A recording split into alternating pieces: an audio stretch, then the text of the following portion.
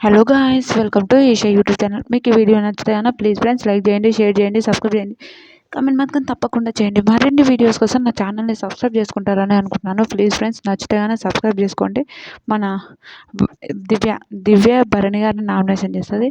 దివ్యనే అంటే దివ్యకు అర్థమైంది భరణి గారి వాళ్ళ ఫ్యామిలీ కూడా నచ్చుతుంది. దివ్య అలా కమెంట్ చేయడం, ఇట్లా ఊకే ఊకే ఆర్గ్యుమెంట్ లాగా ఇట్లా ఊకే టోన్ మార్చి మాట్లాడడం.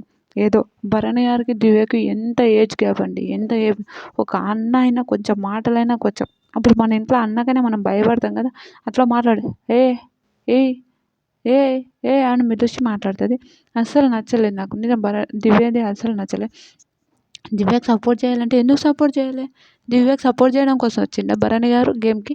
దివ్య అంటది నన్ను నామినేషన్ చేసుకుంటా, నాకు అతను సపోర్ట్ చేయలేడు, అతను నాకు సపోర్ట్గా ఉండలేడు, అందుకోసం నేను అతన్ని నామినేట్ చేస్తానంటే దివ్య కోసం వచ్చిండని భరణి గారు? చెప్పండి, నాకు అర్థమయ్యేది. భరణి గారు దివ్య కోసం వచ్చిండు ఆ గేమ్కి? లేదు కదా. అతని గేమ్ అతను, అమ్మాయి గేమ్ అమ్మాయి, ఎవరి గేమ్ వాళ్ళు ఆడుతున్నప్పుడు దివ్య భరణి గారి కోసం ఎందుకు ఆడతారు? భరణి గారు దివ్య కోసం ఎందుకు ఆడతారు?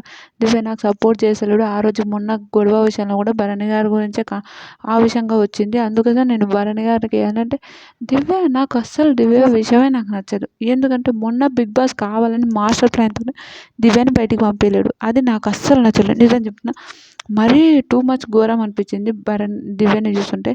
బిగ్ బాస్ నీకు ఎవరైనా నచ్చితే పెట్టుకో, ఓట్లని ఒక ప్రాసెస్ పెట్టుకోకు, నీకు ప్రతి వీక్ ఎవరు నచ్చుతారో వాళ్ళని పంపించేసాయి, బాగుంటుంది.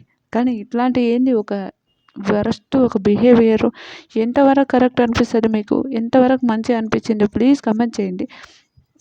నాకైతే ఎలాంటిది మంచిగా అనిపించలేదు. ఒక దివ్య నామినేషన్ చేసింది, ఏం చేయలేం అంతే.